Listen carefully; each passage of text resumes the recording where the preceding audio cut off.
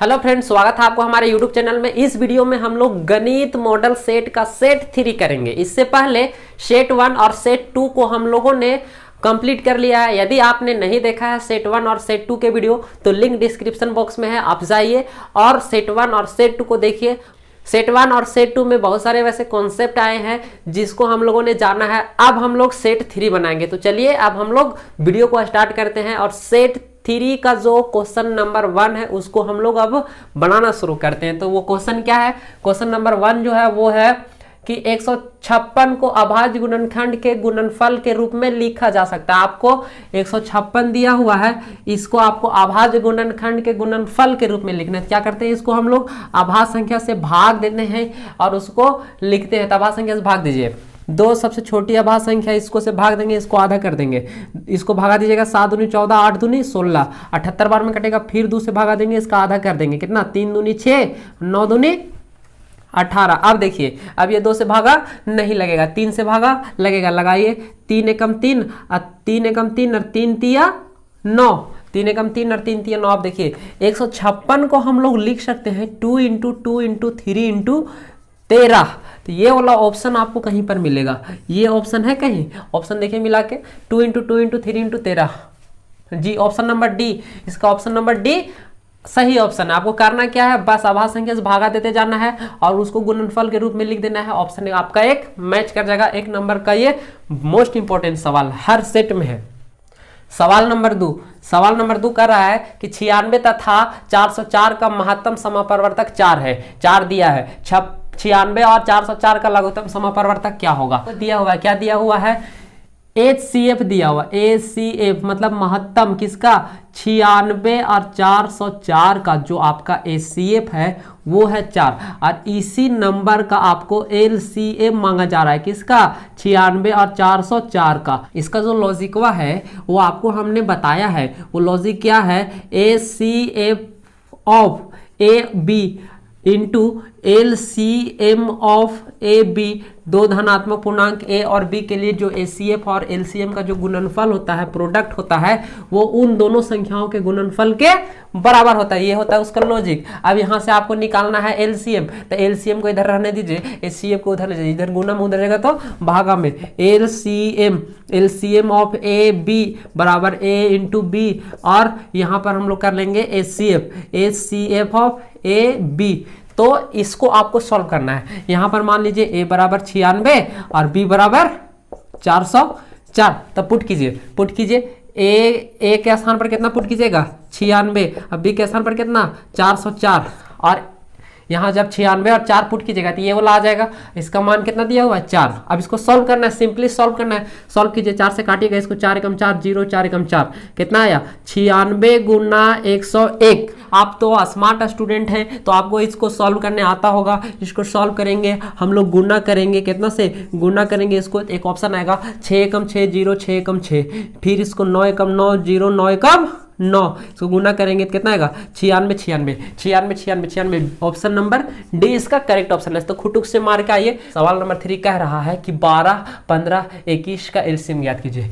12, 3 number जो है वो बोल रहा है 12, 15 और कितना है? 12 और 15 और 21 का एलसीएम।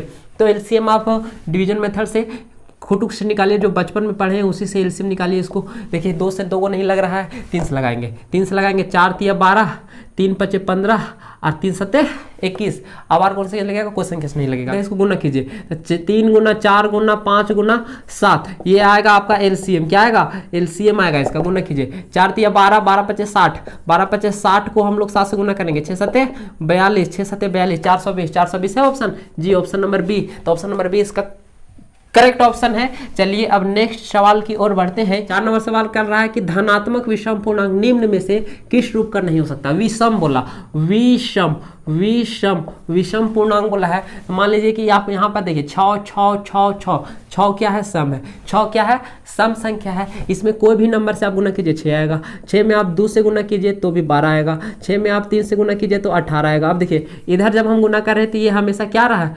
सम आ रहा है। क्या आ रहा है? सम। सम क्यों आ रहा है? क्योंकि 6 हमारा सम है। सम संख्या में किसी संख्या से गुना करेंगे तो हमेशा सम में आएगा। तो हम लोग अब चेक कहां से करेंगे, विषम के लिए। विषम के लिए चेक कीजिए, सम संख्या में हम लोग 1 जोड़ेंगे तो विषम बन जाएगा, सम संख्या में हम लोग 2 जोड़ेंगे तो 8 बन जाएगा, सम संख्या में हम लोग 3 जोड़ेंगे तो कितना हो जाएगा, 9 हो जाएगा, सम संख्या में हम लोग 4 जोड़ेंगे, सम संख्या में हम लोग 5 जोड़ेंगे। ठीक है, तो क्या होगा, ये 11 हो जाएगा।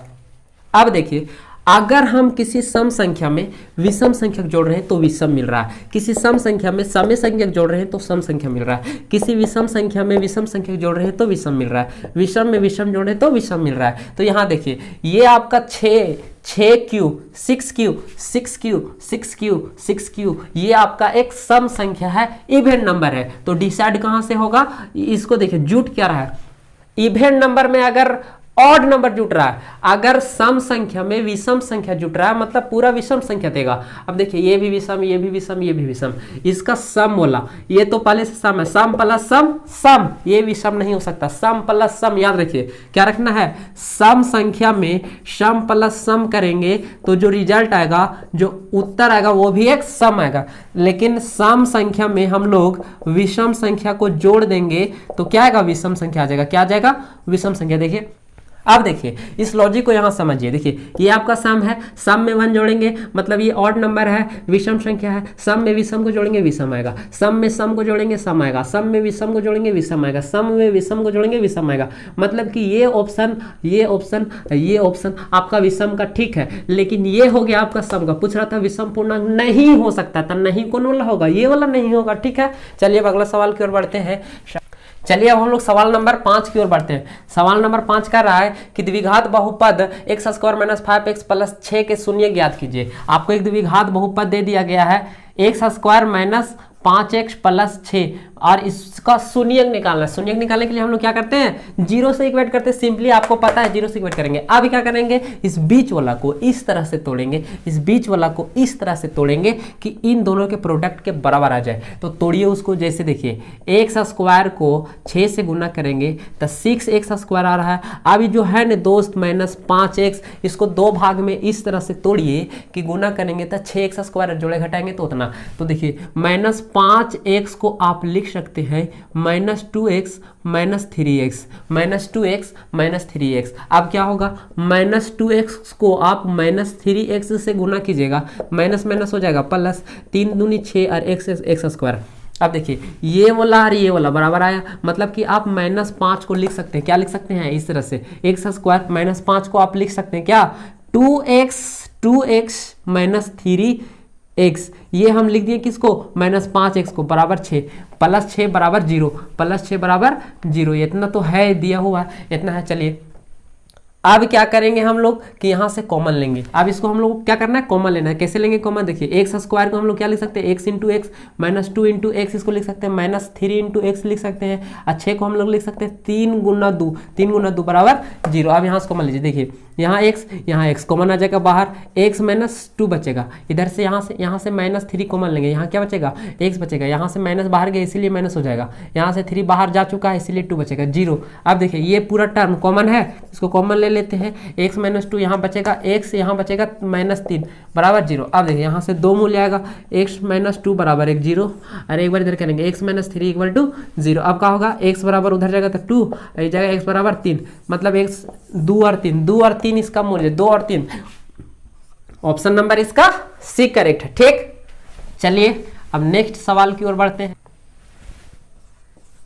सवाल नंबर 6 का यदि बहुपद x² - ax - b का शून्यक बराबर किंतु विपरीत हो तो a का मान ज्ञात कीजिए। आपको एक बहुपद दिया हुआ है ax - b, इसका 2 शून्यक है लेकिन दोनों बराबर है। दोनों मान लेते हैं अल्फा होगा, अल्फा शून्यक मान लेते हैं हम लोग, दोनों अल्फा है, बराबर है लेकिन विपरीत। एक अगर प्लस का है तो एक माइनस का, तो दोनों ये क्या है, शून्यक है इस बहुपद का। अब यहाँ हम लोग स्टैंडर्ड जो रूप होता है, फॉर्मेट होता है, वो होता है x² - α + beta x + alpha × beta. ये बहुपद का जनरल रूप होता है, आपको भी पता होगा। अब क्या करना है कि हम लोग इसको तुलना करेंगे, a निकालना है ना, तो ए निकालना है तो ए वाला सिर्फ तुलना कीजिए। देखिए एक्स स्क्वायर ठीक, माइनस तो माइनस ठीक, एक्स के साथ ए गुना है, यहाँ एक्स के साथ अल्फा प्लस बीटा, मतलब कि अल्फा प्लस बीटा जो है आपका ए के बराबर होगा, तुलना करेंगे तो यही मिलेगा। अब यहाँ पर देखिए दोनों बराबर है, मतलब कि यहाँ बीटा क्या है, बीटा शून्यक था, बीटा बराबर हम लोग ले सकते हैं, बीटा बराबर माइनस बीटा ले सकते हैं, क्यों, क्योंकि दोनों शून्यक तो बराबर है। अब क्या कीजिए, alpha plus minus alpha, beta के स्थान पर माइनस अल्फा माइनस बीटा लिख सकते हैं, क्यों, ऐसा दिया हुआ प्रश्न में, बराबर है। अब देखिए सेम चीज है, दो में माइनस दो जोड़ेंगे जीरो हो जाएगा कि ना हो जाएगा, जीरो तो ये जीरो, ए कितना आ गया जीरो, इसलिए ए बराबर हम लोग जीरो लिख लेंगे। तो इसका जो करेक्ट ऑप्शन है वो ऑप्शन नंबर डी हो जाएगा, ऑप्शन नंबर डी। चलिए तो अब सवाल नंबर 7 की ओर बढ़ते हैं। सवाल नंबर 7 कह रहा है किसी बहुपद px के लिए ग्राफ आकृति में दिया गया है, बहुपद के शून्यकों की संख्या क्या होगी। तो जब भी ऐसा आपको ग्राफ दिया हुआ हो और बहुपदों की संख्या पूछा जा रहे हो तो क्या करना, बस देखना है कि जो ग्राफ है px का, ये जो px का जो ग्राफ है वो एक अक्ष को k बार काट रहा है। देखिए k बार काटा, एक बार यहाँ एक बार यहाँ, तो 2 बार काटा, तो इसका px का जो शून्यक है वो आपका 2 हो जाएगा। बस देखना है कि एक अक्ष को कितनी बार काटा, कितनी जगहों पर काटा, कितने पॉइंट पर काटा। तो 2 पॉइंट पर काटा इसीलिए 2 शून्यक, 3 काटता तो 3 हो जाता, 4 बार काटता 4 हो जाता, ठीक है। तो ये आसान क्वेश्चन। चलिए अब अगला सवाल की ओर बढ़ते हैं। अगला सवाल से पहले कुछ कॉन्सेप्ट है जिसे ये सारा सवाल बन जाएंगे, सिर्फ टिक लगाना है, ठीक है। कुछ कॉन्सेप्ट हैं, अगर यदि ax1 plus b1y plus c1 बराबर 0 हो तथा एक और रेखा ले लेते हैं हम लोग, रेखा का समीकरण a2x plus b2y plus c2x बराबर 0। यहां पर हम अभी 3 केस डिस्कशन करेंगे, उन 3 केसों के अनुसार से सिर्फ देखना है और टिक करना। 3 केस को आप समझिए, सेट 1 में भी हमने समझाया था। इसका जो पहला केस है वो देखिए कि जब a1 बाई a2 का जो रेशियो रहेगा वो b1 बाई b2 के रेशियो के बराबर नहीं रहेगा। तो इस स्थिति में क्या होगा कि रेखा एक ये रेखा जो है वो प्रतिच्छेद करेगा, इस तरह से काटेगा, क्या करेगा, काटेगा, ये दोनों रेखाएं किसी पॉइंट पर काटेगा और यहाँ पर एक हल होगा। तो इस प्रकार क्या लिखते हैं हम लोग, प्रतिच्छेदी रेखा होगा। कैसा होगा, प्रतिच्छेद करेगा, ठीक है। अगर एक जगह पर ही काटा तो एक ही हल होगा। आप ग्राफीय विधि से जो हल निकाल रहे थे इसी तरह से निकाल रहे होंगे, कहीं एक पॉइंट पर काट रहा होगा तो इसका एक अद्वितीय हल होता है। कैसा होता है, अद्वितीय हल होता है इसका। और तीसरा बात इसको यह समझना है, अगर किसी रेखा समीकरण का, 2 रेखा समीकरण का अगर कोई हल है तो हल है तो उसको हम लोग संगत बोलते हैं अथवा असंगत। अगर हल नहीं है तो असंगत बोलते हैं और अगर हल है तो उसको हम लोग संगत बोलते हैं। दूसरा केस जो आता है वो है आपका कि a1 बाई a2 तो होगा b1 बाई b2 के बराबर, ठीक है। a1 बाई a2 जो रहेगा वो b1 बाई b2 बराबर रहेगा, लेकिन बराबर नहीं रहेगा किसका, c1 बाई c2 को। तो इस स्थिति में क्या होगा कि रेखा समांतर हो जाएगा। कैसा हो जाएगा, समांतर रेखाएं हो जाएंगे। इस तरह से ये दोनों रेखाएं क्या हो जाएगा, आपस में समांतर हो जाएगा। और समांतर रेखा जब हो जाएगा तो ये काटवे नहीं करेगा, तो इसका हल होगा, नहीं होगा, इसका कोई हल नहीं होगा। क्या होगा, कोई हल नहीं होगा। और जब कोई हल नहीं होता तो उसको हम लोग असंगत बोलते हैं। क्या बोलते हैं, असंगत बोलते हैं। चलिए इसका तीसरा केस जो है वो है आपका कि a1 बाई a2 बराबर b1 बाई b2 बराबर c1 बाई c2, तीनों बराबर है। तो इस स्थिति में क्या होगा कि संपाती कर जाएगा, रेखा क्या हो जाएगा, संपाती हो जाएगा। अब देखिए संपाती का मतलब क्या होता है, संपाती का मतलब समझिए, मान लीजिए कि आपका एक रेखा ये है ब्लू वाला और एक रेखा ये आपका ब्लैक वाला, दोनों एक ही पर आ गया। केवो बार काटा, गिनाइए नहीं रहा है, के बार काटा, आप बताइए तो के बार काटा, पते नहीं, मतलब इसका अनंत हल, कितना हल, एक से अधिक, अनेक हल इसका, ठीक है, अनेक हल हो जाएगा। और देखिए इसका भी हल है, मतलब संगत हो जाएगा। क्या हो जाएगा, संगत हो जाएगा। अब इन कॉन्सेप्ट के आधार पर टिक कीजिए इसको। देखिए समीकरण युग्म a1x plus b1y plus c1 0 तथा a2x plus b2y plus c2 बराबर इतना में a1 बाई a2 बराबर b1 by not equal to b1 by b2 हो तो समीकरण युग्म का पहला केस है, क्या होता है, अद्वितीय हल। तो ऑप्शन नंबर ए इसका खुटुक से मारिए। अब देखिए बी में, देखिए 9 नंबर में 2x प्लस 3y प्लस 5 और 4x प्लस 6y बराबर 15 है कि कितने हल होंगे। यहाँ रेशियो निकाल के देखिए, रेशियो हम लोग कोनम निकालते हैं। देखिए यहाँ क्या कि ये जो समीकरण है इसका जो x के साथ गुना है उसको a1, जो y के साथ गुना है उसको b1, और जो खाली है उसको c1 मान लेंगे, ठीक है। और जो यहाँ पर x के साथ गुना है उसको हम लोग a2 मान लेंगे, यहाँ पर जो x के साथ गुना है उसको हम लोग b2 मान लेंगे, यहाँ पर जो है उसको c2 मान लेंगे। अब हम लोग निकाल के देखते हैं कि क्या है। a1 बाई a2 निकालिए, a1 बाई a2 निकालिए, a1 बाई a2 कितना 2/4, 2/4 कटेगा तो 1/2 हो जाएगा। अब देखिए b1 बाई b2 निकालिए, b1 बाई b2 इसका कितना हो जाएगा, b1 कितना, b1 3 और b2 कितना, b2 6, ये भी आपका 1/2 आया। अब देखिए c1 बाई c2 निकालिए, c1 बाई c2, c1 कितना 5, इधर आएगा तो माइनस में आएगा, इधर लान के हम लोग लिखते हैं इस तरह से, इधर माइनस में आएगा, कोई फर्क नहीं पड़ेगा, और ये हो जाएगा 15। अब देखिए ये कट गया, 1 और 3 कितना आया 1/3। अब देखिए a1 by a2 1/2, b1 by b2 1/2, लेकिन c1 बाई c2 बराबर नहीं है। यहाँ से जो केस निकल के आया आपका वो क्या आया, a1 बाई a2 तो है b1 बाई b2 के बराबर, लेकिन c1 बाई c2 के बराबर नहीं है। मतलब कौन केस हो गया, केस नंबर 2, केस नंबर 2 हो गया। केस नंबर 2 कौन सी होता है, समांतर रेखा होगा। कैसा रेखा होगा, समांतर रेखा होगा, समांतर रेखा होगा, कोई हल नहीं होगा। क्या होगा, कोई हल नहीं। इसका ऑप्शन नंबर सी, ठीक है, ऑप्शन नंबर सी। आप देखिए यदि रैखिक समीकरण युग्म असंगत हो, क्या हो, असंगत हो तो उसके द्वारा निरूपित रेखाएं क्या होगा, असंगत होगा तो समांतर होगा। क्या होगा, समांतर। इसका ऑप्शन ए करेक्ट है, समांतर होगा। तो इस तरह से ये कॉन्सेप्ट के आधार पर आप इसको बना सकते हैं। ये आपको जानना पड़ेगा, यदि आपको नहीं पता है तो आप इसको स्क्रीनशॉट ले लीजिए या फिर लिख लीजिए, ठीक है। सब चलिए अब अगला सवाल की ओर बढ़ते हैं। सवाल नंबर 11 कह रहा है कि समीकरण युग्म 5x - 3y बराबर 8 और 3x + 2y बराबर 1 का हल क्या होगा। तो आपको दो इक्वेशन दिए हुए हैं, एक इक्वेशन आपका 5x - 3y बराबर 8 और दूसरा इक्वेशन है वो 3x + 2y बराबर 1, और इसको आपको सॉल्व करना है। तो सॉल्व करने के लिए हम लोग क्या करते हैं, विलोपन विधि का इस्तेमाल करते हैं। विलोपन विधि होता क्या है, विलोपन विधि में हम लोग या तो x वाला टर्म को विलुप्त कराते हैं या y वाला टर्म को विलुप्त कराते हैं, तो a को भी विलुप्त कराते हैं। अब देखिए यहाँ पर मान लेते हैं कि माइनस में प्लस में, माइनस प्लस वाला जल्दी ही विलुप्त हो जाएगा, इसीलिए इसको हम लोग 3 और 2 को बराबर करना है। 3 और 2 को बराबर करने के लिए कितना से गुना करना पड़ेगा दोनों को, तो उसको देखने के लिए हम लोग इसका एलसीएम निकालते हैं। एलसीएम निकालिए, एलसीएम नहीं निकाला सीधा गुना कीजिए, मतलब कितना आएगा 6। तो इसको भी हम लोग 6 बनाएंगे और इसको भी हम लोग 6 बनाएंगे। 6 बनाने के लिए पूरे इक्वेशन को हमको कितना से गुना करना पड़ेगा, 2 से, और ये पूरा इक्वेशन को कितना से गुना करना पड़ेगा, इसको 3 से गुना करना पड़ेगा, ठीक। तो इसी तरह आप याद रख सकते हैं। नहीं तो दूसरा क्या, इसको से इसको गुना कर दीजिए और इसको से इसको गुना कर दीजिए। इसको 3 से इसको गुना कर दिए और 2 से इसको गुना कर दिए, ठीक है। अब क्या होगा, इसको गुना करना पूरे इक्वेशन को, 5 को हम लोग 2 से गुना करेंगे तो 5 दूनी 10x, माइनस है माइनस लगाएंगे। 2 को 3 से गुना करेंगे, 3 दूनी 6y बराबर, 2 को 8 में गुना करेंगे तो 8 दूनी 16, एक पहला हो गया। उसी तरह से 3 से 3x को गुना करेंगे कितना होगा 9x, प्लस प्लस लगाएंगे, 2y को 3 से गुना करेंगे 6y हो जाएगा, और 3 को 1 से गुना करेंगे कितना हो जाएगा 3 हो जाएगा। अब इसको सिंपली हम लोग जोड़ देंगे, जोड़िए।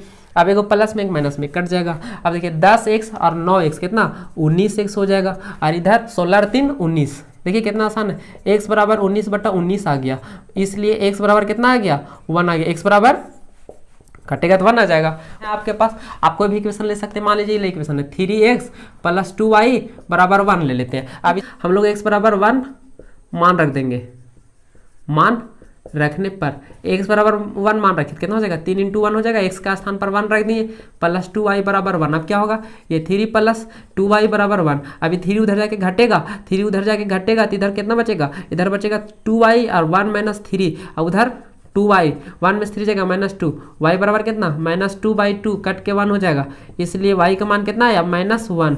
अब देखिए x का मान 1, y का मान -1, ऑप्शन मैच करें, x का मान 1, y का मान -1, तो ऑप्शन नंबर ए ही इसका क्या हो गया, सही हो गया। बस इसी तरह विलोपन विधि लगा देना है मेरे दोस्त। अगला सवाल की ओर बढ़ते हैं। सवाल नंबर 12 कह रहा है कि रैखिक समीकरण युग्म जिसका कोई हल नहीं होता कहलाता है। अभी पीछे हमने जो कॉन्सेप्ट बताया था उसमें बताया था कि जिसका कोई हल नहीं होता है उसे हम लोग असंगत कहते हैं। क्या कहते हैं, असंगत।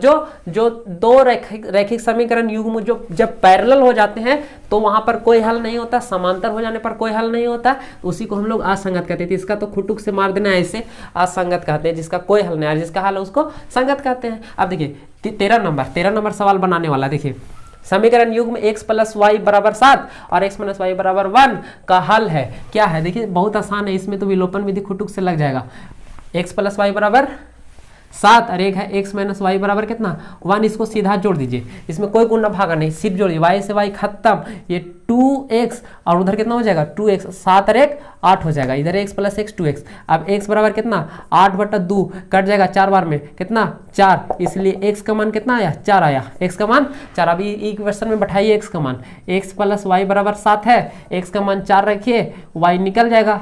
y निकालने के लिए x का मान हम लोग पुट करते हैं, तो y बराबर कितना है 7 में से 4 जाएगा था 3, 4 और 3, इस तरह से बॉक्स बनाया होगा 4 और 3 4 और 3 4 और 3 जी option number C, option number C इसका करेक्ट ऑप्शन है। ठीक, चलिए अब अगला सवाल की ओर बढ़ते हैं।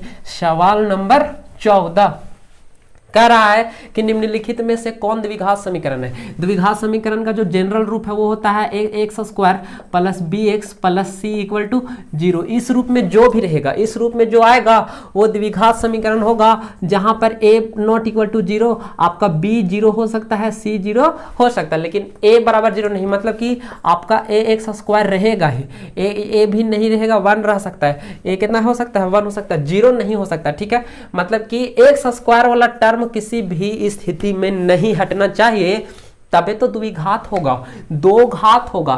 तो उस स्थिति में हम लोगों को इसका सॉल्यूशन करना, देखना इस फॉर्म में कौन आता है। देखिए पहला ऑप्शन उठा लेते हैं, x प्लस 1 का whole square plus 2 into X minus 3, इसको तोड़िए a प्लस बी का होल स्क्वायर में, a प्लस बी का होल स्क्वायर आता है सबके सब ढक ले हैं। अब देखिए तोड़िए X square plus 2 into a into B plus 1 का स्क्वायर, a प्लस बी का whole square, a square plus 2ab plus B square में तोड़े हैं, तो यहाँ a मान लिए इसको, b मान लिए इसको। अब बैठाइए एक्स स्क्वायर के स्थान a का स्थान पर एक्स स्क्वायर 2, a का मान x, b का मान 1, उसी तरह b का मान 1। अब देखिए इधर 2 को इसके साथ x के साथ है 2x माइनस 2 को 3 के साथ 6x, 6 हो गया 6 हो गया। अब देखिए x square plus 2x plus 1 बराबर 2x माइनस 6, ये 2x और 2x इधर आएगा, एक्स स्क्वायर प्लस 2x, उधर से 2x आएगा माइनस में आएगा, प्लस 1 है उधर से आएगा, ये प्लस में आएगा 6 बराबर 0। अब देखिए एक्स स्क्वायर प्लस प्लस देखिए 2x में 2x का तब 0 हो गया और ये हो गया 7 बराबर 0। अब देखिए यहाँ इस फॉर्मेट में है, ये 0 आपका हो सकता है, 0 हो सकता है, तो ये वाला नहीं भी रहा कोई दिक्कत, नो दिक्कत, आपका सीधा इस तरह भी रह सकता है, ये वाला सिर्फ 0 नहीं होना चाहिए, तो इस फॉर्म में है, मतलब द्विघात समीकरण यही वाला आपका है। तब पहला आपका है तो दूसरा गलत हो गया, तीसरा गलत और सब गलत, सिर्फ पहला इसका सही ऑप्शन। ठीक है, 15 की ओर बढ़ते। सवाल नंबर 15 कह रहा है, यदि द्विघात समीकरण 3x square plus kx minus 4 equal to 0 का एक मूल 4 है, 4 है, तो k का मान ज्ञात कीजिए। अगर मूल 4 है, मतलब कि अगर x का मान हम 4 रखते हैं तो वो 0 के बराबर आएगा, ऐसा होता है। ठीक है, तो हम लोग क्या करेंगे, जो दिया हुआ इक्वेशन है, द्विघात समीकरण है, वो है -4 इक्वल टू 0, इतना है। अब हम लोग क्या करेंगे, यहाँ x बराबर 4 मान रख देंगे, रख दीजिए, कितना हो जाएगा 3 इंटू एक्स के स्थान पर 4 रख दीजिए, जहाँ जहाँ x है वहाँ वहाँ आप 4 रख दीजिए।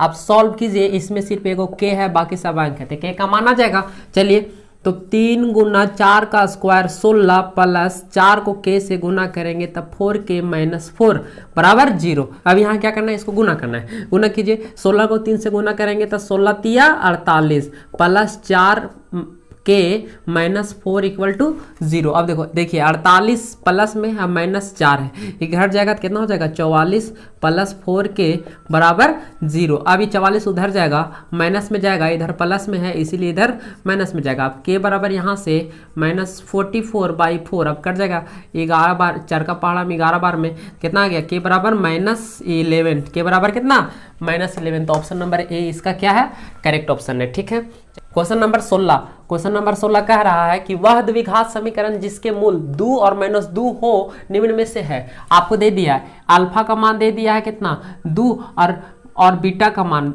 2 शून्यक, एक अल्फा एक बीटा, 2 मूल अल्फा और बीटा, इसका मान दे दिया है आपका कितना -2, अल्फा का मान 2 और बीटा का मान -2 मान लिए हम लोग। अब हम लोगों को पता है कि जो शून्यकों के मूलों के फॉर्म में जो द्विघात समीकरण का जनरल इक्वेशन होता है वो क्या होता है, x square minus alpha plus beta x plus alpha into beta, इतना रहता है। तो द्विघात बहुपद और इसको इक्वल टू 0 कर देते हैं, बराबर 0 के कर देते हैं, तो इसको हम लोग द्विघात समीकरण कहते हैं। ठीक है, अब क्या करना है, अल्फा बीटा का मान पुट कीजिए, ऑप्शन दिख जाएगा। अल्फा बीटा का मान पुट कीजिए, क्या हो जाएगा, अल्फा का मान कितना, यहाँ से देखिए अल्फा का मान 2 प्लस बीटा का मान कितना -2 रख दिए, बाहर में x है बाहर में x। अब देखिए अल्फा का मान कितना 2 इंटू गुना करना बीटा कितना -2 इक्वल टू 0। अब देखिए x² माइनस 2, एक 2 में -2 जोड़ना है, 2 प्लस -2, 2 रुपया कमाए 2 रुपया कर्जा कट के 0 हो जाएगा, खत्म। तो ये 0 बाहर में है x, बाहर में है x प्लस 2 को -2 से गुना करेंगे तो ये आ जाएगा -4 इक्वल टू 0। अब देखिए x को 0 से गुना करेंगे, और आपको पता है 0 से जिसने टकराया है वो 0 में मिल गया है, तो 0 से टकराया, 0 से x टकराएगा तो 0 में मिल जाएगा, टोटल 0 हो जाएगा। ये प्लस इंटू माइनस करेंगे तो ये माइनस हो जाएगा बराबर 4। अब 0 यहाँ से हटा भी सकते हैं, -4 इक्वल टू 0। अब देखिए ये ऑप्शन आपको कहीं दिखेगा, ऑप्शन जी, option number B, option number B इसका करेक्ट ऑप्शन है। ठीक है, तो इस तरह से आप बनाइए सवाल को। चलिए अब अगला देखते हैं, सवाल नंबर 17। सवाल नंबर 17 कह रहा है कि द्विघात समीकरण 4x² प्लस 4x प्लस 1 बराबर 0 के मूलों की प्रकृति ज्ञात कीजिए। आपको मूल की प्रकृति ज्ञात करना है तो आपको d निकाल के देखना पड़ेगा। d बराबर होगा 0 या 0 के, तो इसको हम लोग बोलेंगे कि 2 मूल होंगे, समान मूल होंगे, वास्तविक मूल होंगे। ठीक, अगर d बराबर आता है आपका 0 से बड़ा, d का बराबर 0 से बड़ा आएगा तो उसको हम लोग बोलेंगे कि मूलों की प्रकृति क्या है, वास्तविक मूल होगा और असमान मूल होगा। लेकिन अगर d बराबर 0 से छोटा आ जाता है तो इसको हम लोग क्या कहेंगे कि काल्पनिक मूल होगा। बस d निकालना है। d बराबर फार्मूला भी आपको पता है, b² माइनस 4ac। abc कहाँ से आएगा, देखिए 4x² प्लस 4x प्लस 1 बराबर 0 दिया हुआ है। जनरल इक्वेशन जो होता है वो होता है आपका bx plus c equal to 0। अब यहाँ से कंपेयर कीजिए, x² के साथ जो गुना है a है, x² के साथ जो गुना है वो a हो जाएगा 4। अब देखिए x के साथ जो गुना है वो b, यहाँ पर x के साथ जो गुना है वो b, तो बराबर होगा b के 4। और जो बाहर में बच गया तथा जो बाहर में बच गया वो c बराबर कितना हो गया 1।